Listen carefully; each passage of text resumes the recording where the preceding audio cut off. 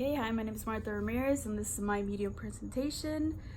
I chose the show Shameless, and it's about a family of 7. There's Dad, he's an alcoholic, deadbeat, always takes, never gives back. And then there's Fiona, the oldest, takes a role of a mother and takes care of all of the other 5 children. And then we have Lip right here. He's really smart, but he does illegal stuff to get money for the family. This is Ian, and he's gay, also deals with bipolar disease or whatever. And then this is Carl, like the rebel of the family. This is Debbie, the teen mom. This is Liam. He is related to them even though he's black. And then this is Fiona, the oldest, and this is Frank, the dad deadbeat. So then this show affects my life because they do a lot of things and they get away with it. And like whenever I started watching it, I felt like I could do the same things and I could get away with it. Like they would steal money to provide for their family and stuff like that, and they would have consequences, but it wouldn't be like long term. They would just be like short term, like, oh, they'll bring them back to the house because they were minors or whatever. And they would always just get away with it. And I felt like if I do those things, I mean, I could get away with it too, you know, like why not? They were always so slick of what they would do, and I just wanted to be like that. Because personally myself, like before I always do something, I think about the consequences that would come with what I do. And at some point in my life I was like, you know, that's not what I want to keep doing in life. Like I just want to do and not care about the consequences, I guess. But yeah, that's what it has affected me in a negative way, because I think that I could get away with stuff now, but I mean I really can't because there's rules. It's just a show, you know. And so my mass communication theory is the cultivation theory. And as you could see, like he's watching the TV and he's just getting all into it. He's one day gonna copy what he sees on TV. It's like the saying, monkey see, monkey do.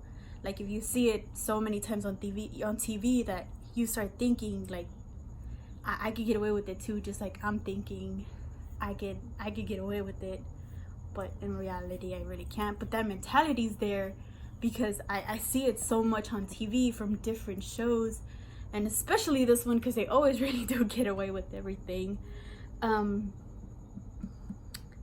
And that's the same thing with everybody. Like if you just keep watching something, like the media is going to influence you to, you know, to do whatever TV is doing because it looks cool or because you think you get away with it or whatever, but you really can't.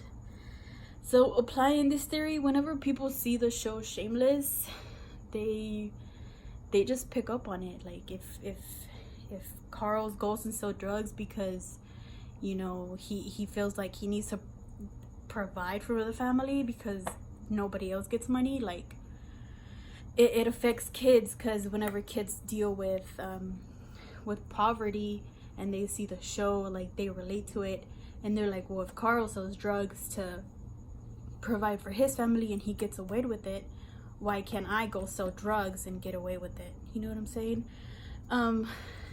So yeah, the rebel, this show has a lot of violence and drugs and stuff like that. So I mean, in the show it shows how they do drugs and they have fun. Even like the little kids, they drink beer and stuff like that.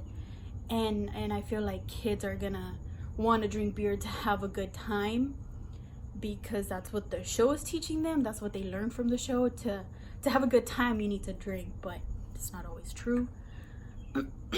So applying the outside sources, so we have this source up here, and then it states Lip is incredibly intelligent, is constantly scheming ways to help out Fiona with the house bills or whatever. So Lip is really smart, like genius of the family, but he does illegal things to get money to provide for the family since he is the second oldest after Fiona. And and he just gets away with it because he's so smart at knowing what to do and knowing how to talk to people. And you know, people just believe whatever he says. Like if he says that he's hungry and he needs money, like they'll believe him. If he goes and robs from a place, he'll be like, no, I didn't do it. And he knows how to talk himself out of situations, which, I mean, it's good, and that's what I kind of want to learn, but I can't, because, you know, it does have consequences and not everybody could be like that. So we have that quote, and then we have the other quote that says, despite breakups and jail time and problems in the family, most of the ridiculous behavior doesn't have a long-term consequence. So this is what I'm talking about when I say it doesn't have long-term consequences, because they do get in trouble for it, but it's not like 20 years in jail. It's just like, a slap on the wrist type of thing, you know? So I mean, if they go and steal from a store and then the cops get them and then bring them back home and just be like, oh, just don't do it next time, like, it makes me think like, oh, can I do that? And will I just get a slap in the hand too, or will I get in trouble for like 3 years in jail, you know? And the show doesn't really portray reality. It just tells you so that it could be dramatic and just make you think that you could get away with things. But we know that if we rob, we're probably gonna go to jail, and it will have long-term consequences. But this is all. This is my presentation. I hope you enjoyed it.